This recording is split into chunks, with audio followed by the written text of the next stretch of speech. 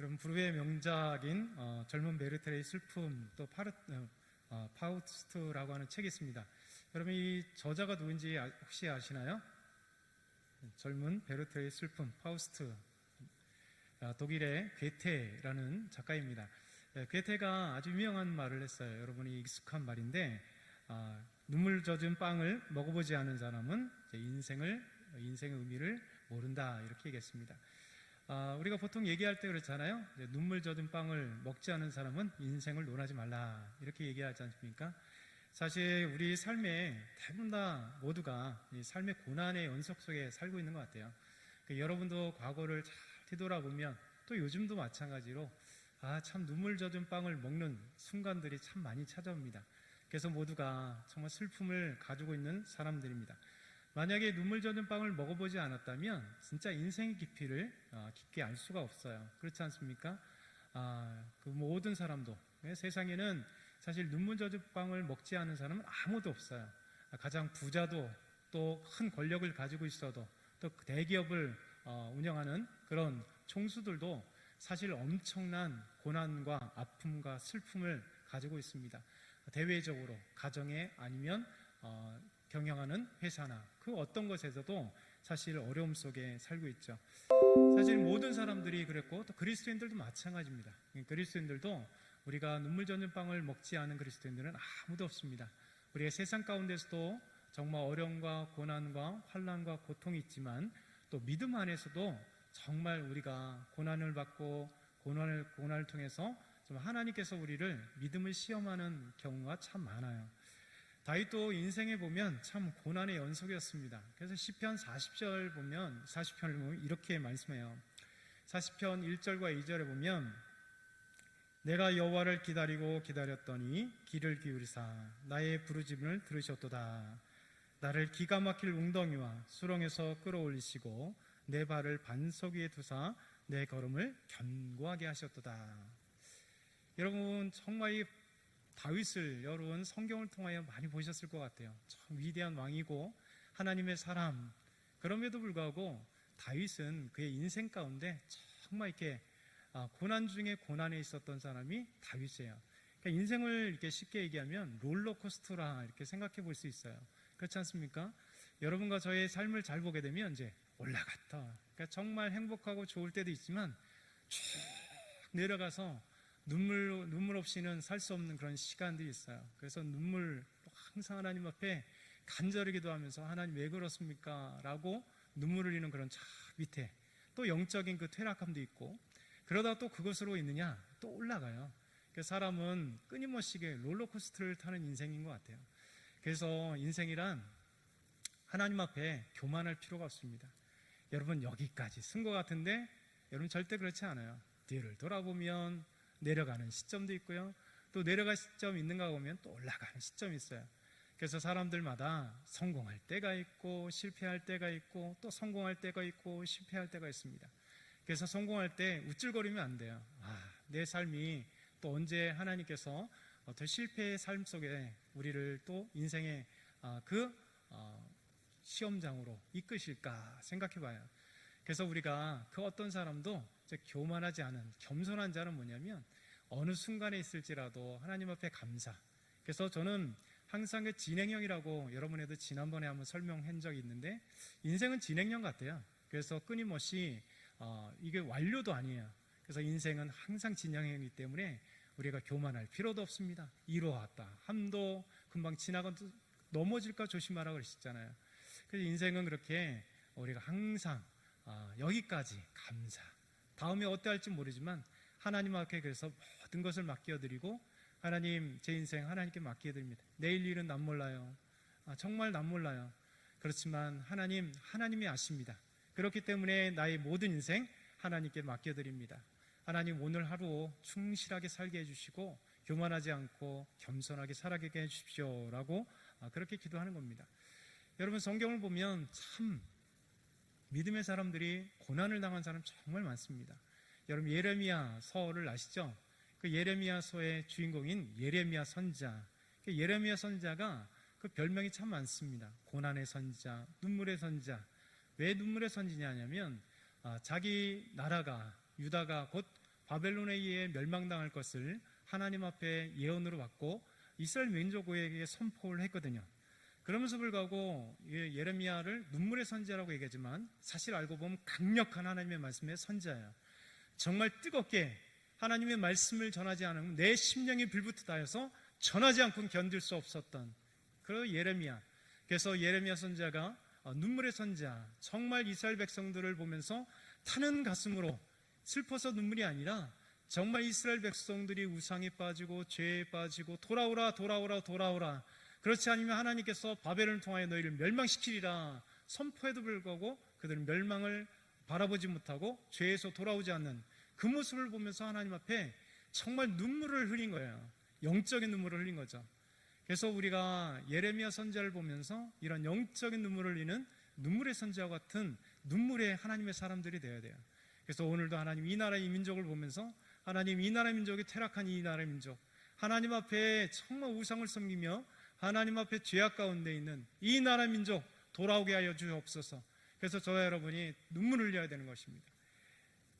예레미야는 이렇게 눈물의 선지자 겸 말씀의 선지자.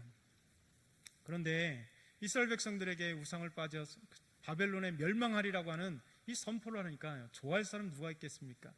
그러다 보니까 그들은 하나님 앞에 돌아오지 않고 예레미야를 어떻게 하면 칠 것인가.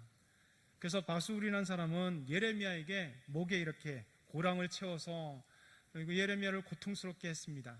또 예레미야를 미워했던 자들은 시드기야 왕을 꼬드겨 가지고 왕궁 안에 있는 그 구덩이에다 집어던져서 예레미야가 그 구덩이에 빠져갖고 허우적거리게 만들고, 또 아나돗 사람들은요 예레미야에게 하나님의 말씀을 예언하지 못하도록 예언하지 말라고 협박하고 핍박합니다. 그리고 예레미야를 죽이려고까지 했던 사람들. 그래서 예레미야는 정말 눈물의 선지자요, 강력한 하나님의 말씀을 선포하는 선지자요, 그리고 위협받는 선지자, 고난의 선지자가 예레미야 선지자였습니다. 여러분, 예레미야 선지자는 이스라엘 백성들에게 그렇게 멸망을 선포했습니다. 여러분, 길제라고 하는 분을 여러분 아실 것입니다. 길제가 고려가 멸망하고 난 뒤에 500년 동안 고려의 도읍지였던 개성을 되돌아봤습니다. 퇴락한 개성, 정말 불타버린 개성, 그 개성을 돌아보면서 길제가 이런 시조를 썼죠. 500년 도읍지를 필마로 돌아더니 산천은 의가되 인거는 간데 없다. 어주버 태평연월이 꾸민연가 하노라. 여러분, 산천은 그대로 있지만 사람이 없대요. 여러분, 500년의 그 영광이 하루아침에 물거품이 된 모습, 그 길제가 그렇게 고려의 멸망, 그 모습을 보면서 개성을 돌아다니며 그렇게 이런 시조를 지었습니다. 마찬가지입니다. 예레미야도 정말 이스라엘 백성들의 멸망을 선포했는데요, 예레미야가 이제 바벨론에 의해서 느부갓네살에 의해서 철저하게 파괴되었던 예루살렘을 되돌아보는 거예요. 그러면서 정말 슬픈 애가를 불렀습니다. 이것이 예레미야 애가잖아요. 예레미야 애가 1장 1절에서 2절 3절 보면 이런 말씀이 있습니다.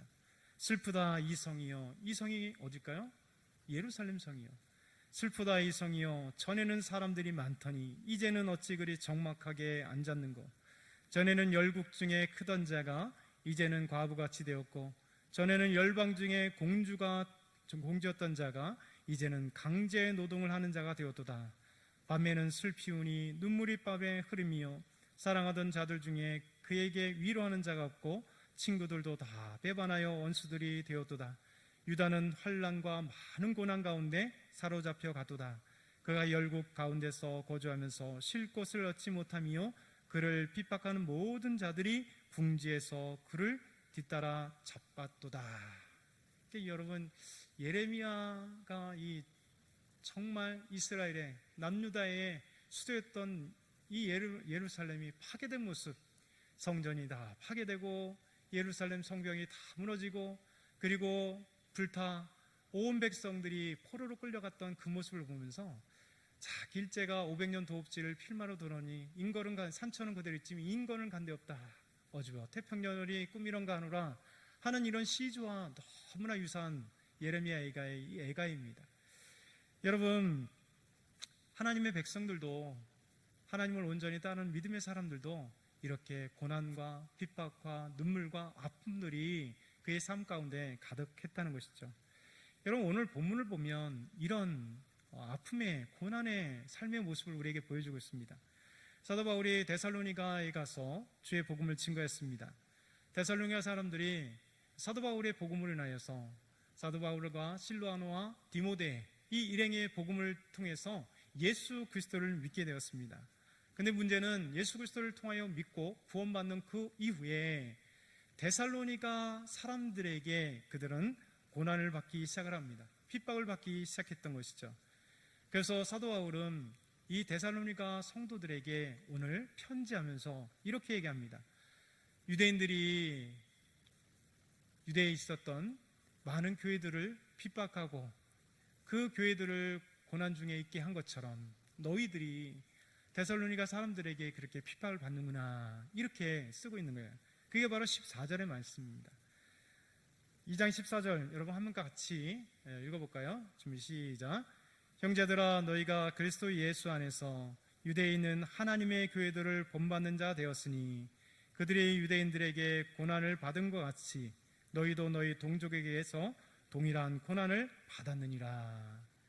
여러분, 데살로니가 교회가 누구를 본받겠습니까? 먼저 생겨난 유대에 있는 하나님의 교회를 본받는 거죠.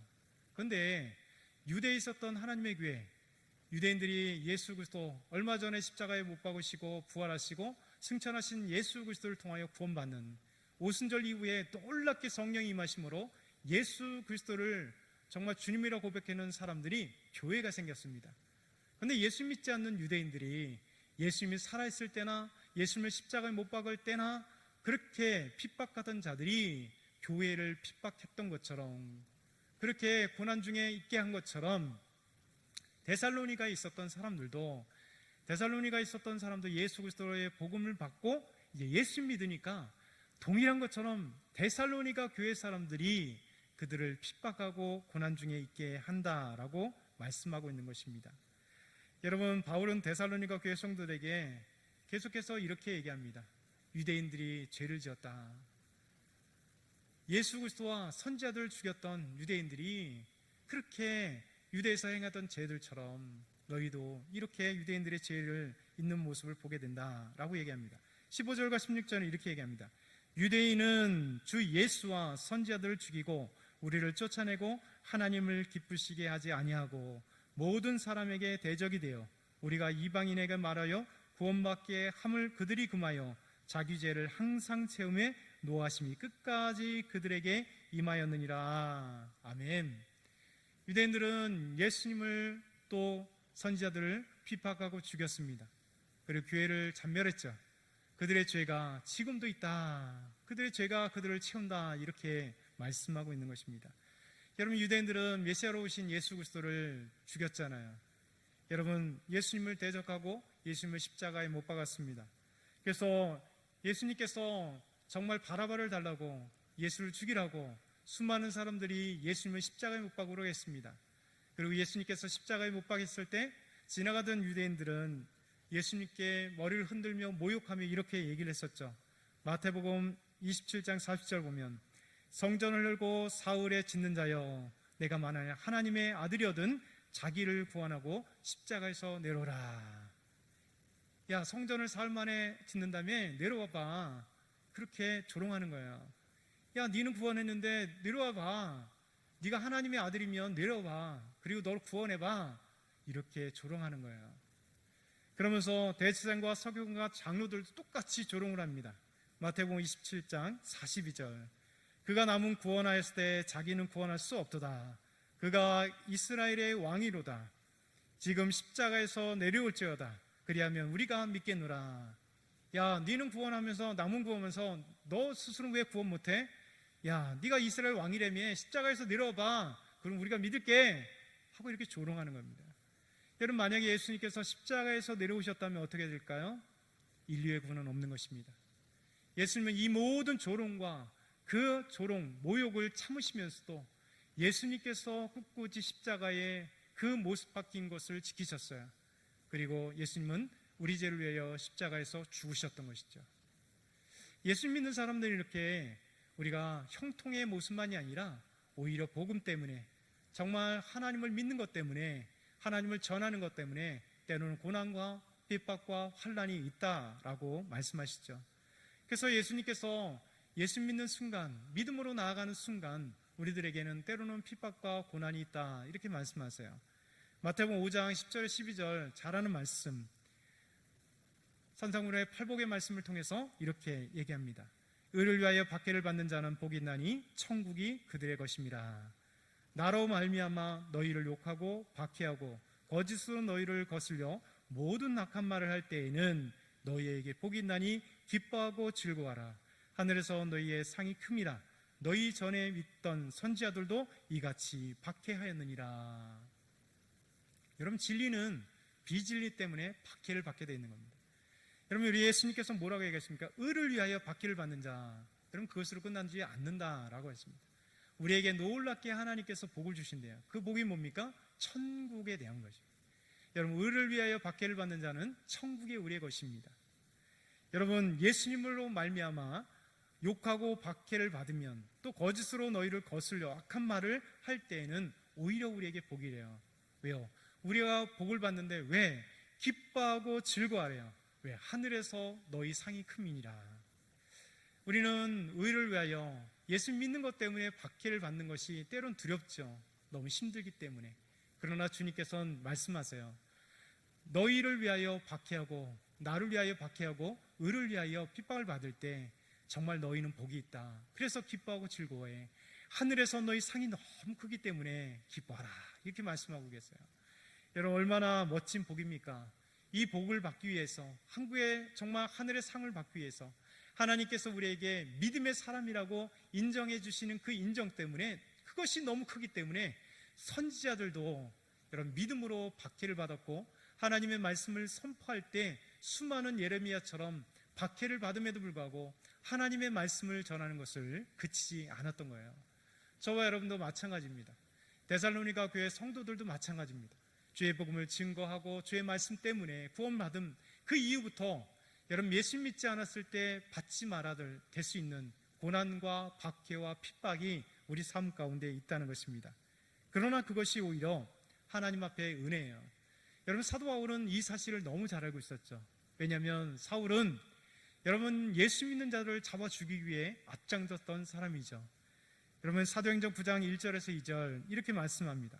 사울이 주의 제자들에 대하여 여전히 위협과 살기가 등등하여 대제사장에게 가서 다메섹 여러 회당에 가져갈 공문을 청하니, 이는 만일 그 도를 따른 사람을 만나면 남녀를 막론하고 결박하여 예루살렘으로 잡아오려 함이라. 여러분, 유대에 있는 예루살렘과 유대에 있었던 교회를 참멸하고, 그리고 난 다음에 그것으로 부족해서 공문을 받아다가 다메섹에 가서, 다마스커스에 가서 이런 교회 회당에 가 그 주변에 있는 예수 믿는 사람들 다 잡아서 예루살렘으로 들고 와서 종교 재판에 넘겨버리려고 하는 이런 사울이었었던 사람. 근데 그는 교회를 오히려 핍박하고 잔멸하려고 했었던 사람, 그 입장에 있었습니다. 그러나 그가 다메섹에 가는 곳에서 부활하신 예수 그리스도를 만나고 나서 예수 그리스도의 제자가 되고 예수 그리스도의 사도가 되고 예수를 따르는 그리스도인이 되었을 때, 이제는 자기가 핍박하던 교회를 오히려 전하고 자기가 핍박하고 욕하던 예수 그리스도를 나의 주님이라고 백하며 오히려 그 예수 그리스도를 전하는 믿음의 사람이 된 거예요. 그러니까 전에는 내가 핍박했으나 이제는 그 예수 그리스도의 복음을 증거함으로 핍박받는 자가 되었어요. 그래도 기뻐하는 거예요. 왜? 예수 그리스도를 만났기 때문에, 예수 그리스도의 그 놀라운 십자가의 은혜를 경험했기 때문에, 살아계신 예수 그리스도를 만나고 살아계신 하나님을 그 인생 가운데 만났기 때문이었습니다. 3년 동안 아라비아 광야에서 묵상하며 하나님을 계시를 받았고요. 14년 동안 무명의 생활 속에서도 하나님의 복음을 외치는 예수 그리스도, 그 속에서 하나님께서 끊임없이 그와 함께 하셨던 그 놀라운 역사들을 경험했기 때문에 그러했습니다. 여러분, 히브리서 기자는 초대교회 믿음의 사람들을 이렇게 요약을 해요. 히브리서 11장 36절 38절, 또 어떤 이들은 조롱과 채찍질 뿐 아니라 결박과 옥에 갇히는 시련도 받았으며 돌로 치는 것과 톱으로 켜는 것과 시험과 칼로 죽임을 당하고 양과 염소의 가죽을 입고 유리하여 궁핍과 환난과 학대를 받았으니 이런 사람은 세상이 감당하지 못하느니라. 그들이 광야와 산과 동굴과 토굴에 유리하였느니라. 여러분, 히브리서 기자는 간단하게 얘기합니다. 초대교회 성도들이 복음을 위하여, 믿음을 위하여 이런 고난과 환난은 이렇게 당했다. 그럼에도 불구하고 세상이 감당하지 못하는 믿음을 가진 사람이다 라는 것이죠. 여러분, 기독교 역사는 박해의 역사입니다. 기독교 역사는 핍박의 역사입니다. 로마에는 10대 핍박이 있었습니다. 로마 황제들이 대표적으로 10명의 황자들이 그리스도인들을 박해했습니다. 그래서 수많은 그리스도인들 사자밥이 되게 하고요, 순교를 했고 죽였습니다. 그리고 수많은 믿음의 그리스도인의 지도자들은 멋있는 순교 이야기를 지닌 채 사형장의 이슬로 사라졌던 것입니다. 놀랍게도 그러나 여러분, 이렇게 박해와 핍박 가운데서도 오히려 기독교가 성장을 했어요. 이런 핍박과 환난이 있으면 오히려 안 믿겠소, 그 어려움이 있는 그곳을 내가 왜 가겠소 라고 할 텐데, 기독교의 역사는요 오히려 핍박과 고난의 역사예요. 오히려 그 핍박과 고난과 환난 속에 오히려 믿음의 사람들은 박해를 받을수록 오히려 더 믿음의 성장이 있고 그리스도인들이 더 많이 늘어나고 정말 부흥의 역사들이 나타났습니다. 왜냐하면 그리스도인들은 박해 속에 오히려 더 뜨겁게 하나님을 의지한 거예요. 하나님 구원하여 주십시오. 하나님 살려주십시오. 하나님 함께해 주십시오. 이 고난과 환난 속에 우리를 도와주십시오 라고 기도한 거예요. 여러분, 기도하는 그 속에서 성령께서 그들에게 담대한 믿음을 허락하였습니다. 성령 하나님께서 그들에게 놀라운 기적의 역사들을 베풀어 주시는 거예요. 그러니까 오히려 핍박과 환난 속에서도 오히려 하나님을 더 체험하게 되고 하나님의 역사를 더 체험하게 되고, 그러니까 불붙는 초대교회가 되니까 여러분, 수많은 사람들이 순교를 당했어도 그들이 나가 예수 그리스도를 복음을 증거하는 겁니다. 그들이 굴 속에 카타콤에 들어가도 약 200년의 역사 속에 빛 한번 보지 못해도 그들은 믿음을 저버리지 않고 오히려 더 주님을 찬양하고 기도한 거예요. 여러분, 기독교는 핍박의 역사입니다. 그럼에도 불구하고 하나님이 역사하셔요. 하나님께서 믿음의 사람들에게 충만함의 은혜를 주시고 더욱더 믿음으로 나아가며 예수 그리스도를 나의 주님이라고 고백하는 놀라운 역사가 일어나는 것입니다. 여러분, 오히려 기독교가 박해를 받지 않을 때, 평안할 때, 여러분, 기독교는 오히려 부흥한 것 같이 겉보기엔 그렇습니다. 왜요? 교회가 평안하니까 교회가 건물이 세워지기 시작해요. 수많은 믿음의 사람들이 교회 안으로 몰려지기 시작합니다. 왜? 편하니까. 여러분, 정치적인 이권과 권력과 돈이 생기니까 여러분, 초대교회 로마가 기독교화되고 나서, 공인화되고 나서 모든 로마 사람들이 졸지에 기독교인이 된 거예요. 난 예수 그리스도를 믿지도 않는데. 그러니까 어떻게 됩니까? 이교도를 믿었던 사람이 명목적으로는 그리스도인이에요. 그러니 온갖 우상을 섬기면서 난 기독교인이라고 얘기합니다. 온갖 타락된 일을 하면서 나는 그리스도인이라고 얘기합니다. 온갖 이권을 다 가지면서도 난 그리스도인이라고 얘기합니다. 그러니 명목상 그리스도인들만 증거되고 교회는 엄청나게 차고 넘치는데 가짜 그리스도인들만 넘쳐나는 거예요. 그러니 여러분, 교황이 힘이 세지고 교회가 힘이 세지니까 어떻게 됩니까? 핍박받을 때는 숨어서 저 동굴 속에서 예배를 드리고, 정말 가정교회에서 예배를 드리고 핍박 가운데 목숨을 바쳐서 예수님이냐 세상이냐, 예수님이냐 우상이냐, 그 결단의 순간에서 나는 우상을 숭배하지 않고, 나는 황제를 숭배하지 않고, 난 세상의 것을 숭배하지 않고 나는 오직 예수 그리스도만을 바라보겠다라고 여러분 결단했어요. 그러니까 참된 믿음이 나온 거죠. 걸러지고 걸러져서 순수한 믿음이 나오는 거죠. 절대적인 믿음이 나오는 거죠.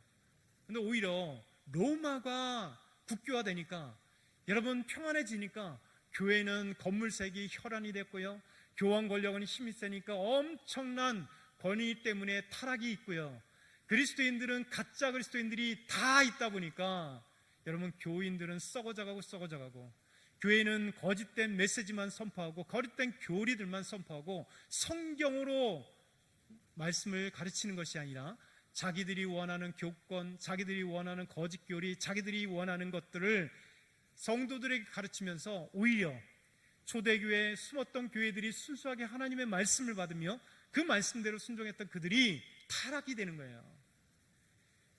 여러분, 이것이 기독교의 역사입니다. 환난과 핍박을 당하면 당할수록 오히려 순수한 것들이, 재련되는 순금이 정말 99%의 순금이 되고, 철이 엄청나게 두들겨 때릴 때 강력한 철이 되는, 불순물이 빠져나간 철이 되는 것처럼요, 이 핍박과 환난이 온전한 순수한 믿음이 되고 온전한 그리스도인으로 우리에게 보여지는 역사가 된 거예요. 그런데 평안함은 오히려 그리스도인들을 썩게 만드는 거예요. 오히려 전 세계에 이렇게 정말 코로나19가 닥친 것도 여러 가지 의미 있지만 믿음의 의미를 한번 생각해 봐야 됩니다. 여러분, 전 세계 그리스도인들이 얼마나 점점 편해졌어요. 저와 여러분들 마찬가지입니다. 교회들은 든든하게 세워졌고요, 믿음은 너무나 쉬웠습니다. 박해받는 그리스도인들을 보지도 않아요. 우리만 좋으면 됐죠. 그러나 여러분, 이런 코로나19로 인하여서 교회에서 마음껏 예배를 드리지 못하고, 교회 앞에 나오지 못하고, 교회 오지 마라고 얘기하고, 여러분, 보이지 않는 핍박 가운데 여러분, 우리가 한번 다시 생각해 보게 되잖아요.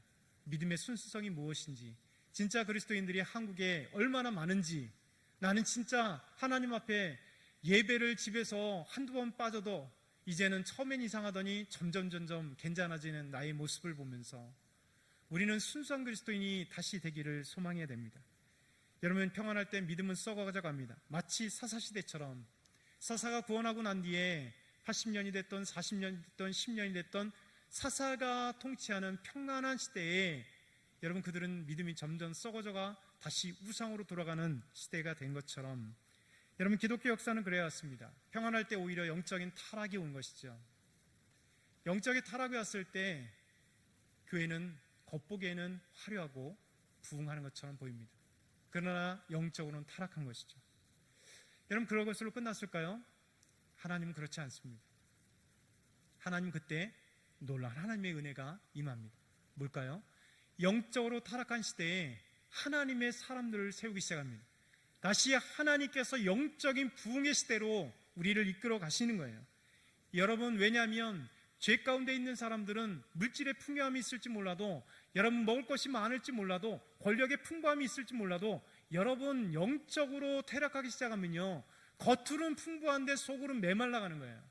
영적으로 메말라가는 거예요. 그러니까 정말 우리 안에 예수 그리스도를 찾아야 되고 하나님을 찾아야 되는 우리가 다시 메마른 영혼이 하나님을 찾게 되게 됩니다. 그때 여러분, 복음이 들어가면서 하나님의 말씀이 선포되면서 그때 하나님을 믿게 되는 거예요. 그때 죄를 회개하게 되는 거예요. 그때 하나님, 나의 교만함을 용서해 주십시오, 나의 부유함 속에 정말 영적인 가난함을 몰랐습니다라고 그렇게 하나님 앞에 나아가게 되는 겁니다. 여러분, 하나님께서는 이렇게 영적인 퇴락함, 정말 영적인 무지, 영적인 퇴락함 속에, 맹마름 속에 하나님의 부흥이 그때부터 다시 이루어지게 된 것이에요. 여러분, 1500년대 16세기에 놀라운 하나님의 종교개혁을 일으켰습니다. 여러분, 그때 교회, 중세교회가 타락했습니다. 하나님의 말씀을 떠났고요, 하나님의 말씀을 제대로 가르치지 않았고요, 외적으로 교회를 짓는 데 현안이 됐고, 아까 얘기했던 성직은 권위로 타락됐고 거짓된 교리로 가리켰던 이 시대에, 그러나 여러분, 하나님께서 영적으로 타락한 그 시대를 가만두지 않았습니다. 복음으로 준비된 사람들을 이제 하나님께서 쓰시기 시작합니다. 영적으로 타락한 것을 보면서 한탄하며 눈물을 흘렸던 하나님의 사람들을 여러분 쓰기 시작하는 거예요. 여러분, 16세기에 마틴 루터나 쯔빙글리나 멜랑이톤이나 존 칼빈이나 마틴 부서 같은 믿음의 종교개혁자들이 일어난 거예요. 여러분, 1517년 여러분 10월 31일 마틴 루터가 여러분 면죄부 판매에 대한 부당성을 인지하기 위해서 성당문에다 95개의 반박문을 냈어요. 여러분, 그것은 종교개혁의 여러분 신호탄이 되었어요. 마틴 루터는 사실 그렇게 파괴적인 역사가 나타나리라고는 생각도 못했습니다. 근데 하나님은 95개 반박문이라고 하는 작은 것을 통해서 하나님은 그를 통하여 일하시게 됐고, 마틴 루터를 통하여 독일을 종교개혁 일으키는 하나님의 사람을 일으킨 거예요. 여러분, 그 당시까지만 해도 여러분 무엇이 성경이 다였냐면, 프랑스를 가던 독일을 가던 영국을 가던 성경은 무엇이냐면, 여러분 뭐냐? 제가 갑자기 까먹었어요. 무슨 성경? 라틴어 성경이에요.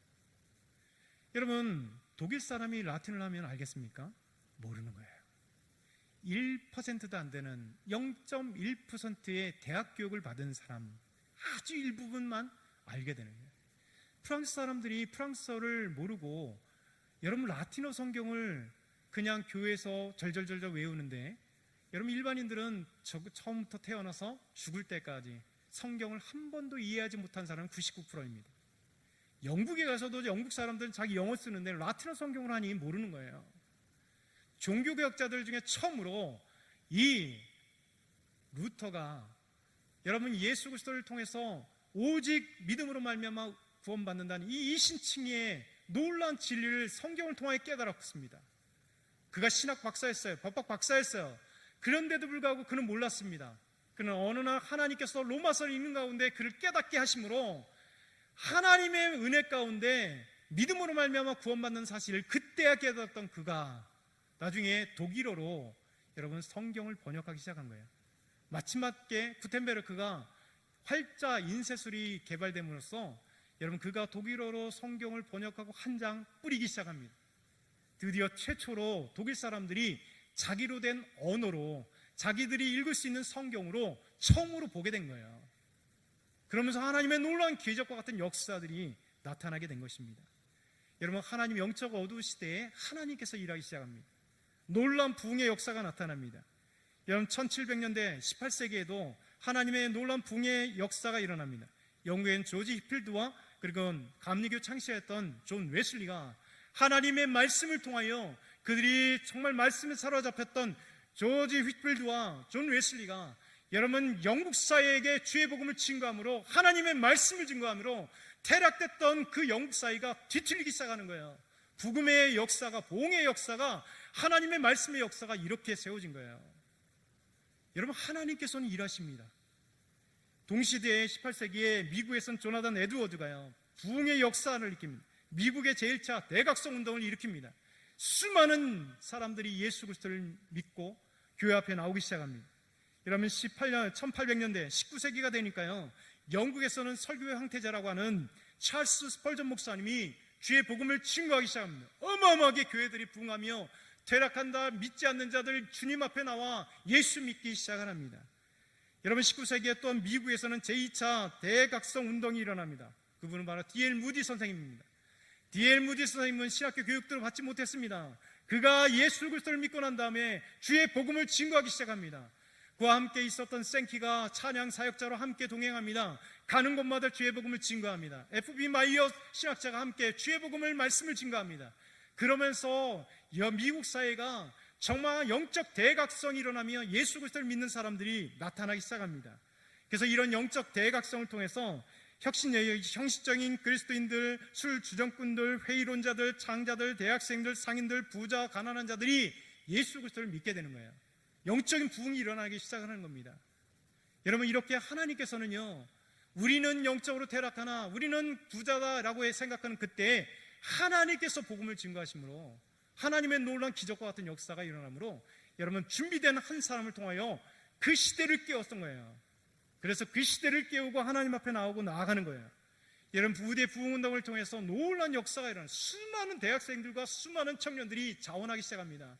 내가 예수 그리스도를 믿겠습니다. 내가 예수 그리스도를 전하겠습니다. 내가 하나님 앞에 선교에 헌신하겠습니다. 그래서 학생 자원운동이 시작됐고요.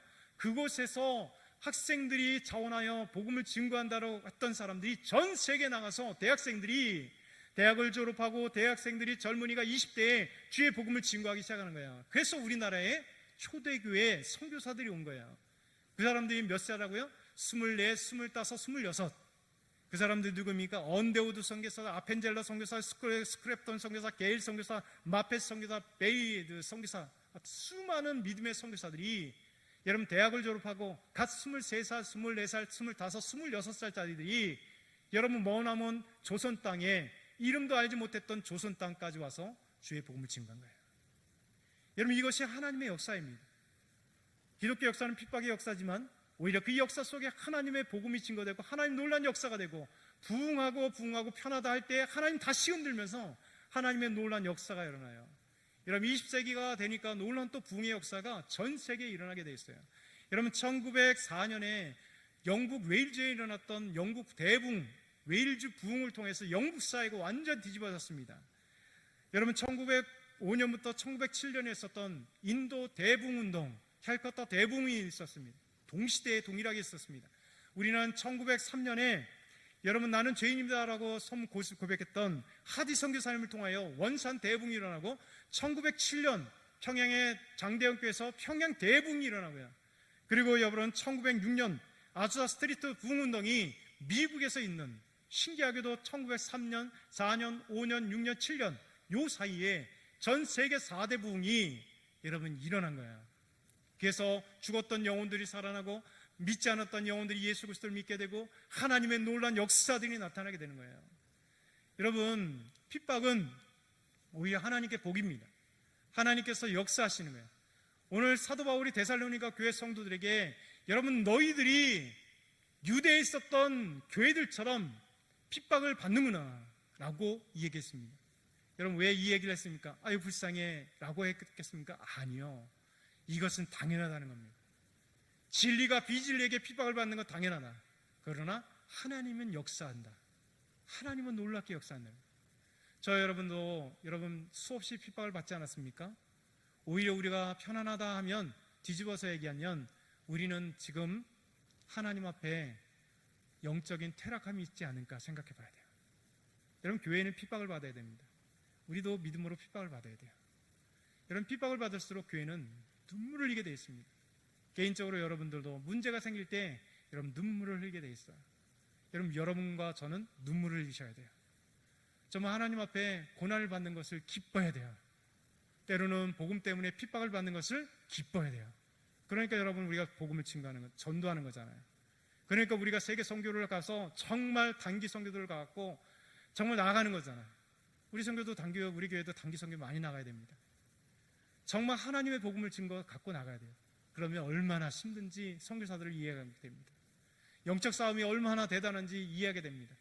그랬을 때 우리가 가만히 있으면 안 되겠다라는 폭발적인 성령의 역사가, 폭발적인 믿음의 역사가 하나님의 일하심을 경험하고 체험하게 되는 거예요. 저 여러분이 오늘도 이 말씀을 기억하면서 우리 인생 가운데 다가오시는 하나님의 놀라운 은혜, 하나님의 놀라운 역사가 있기를 축원합니다.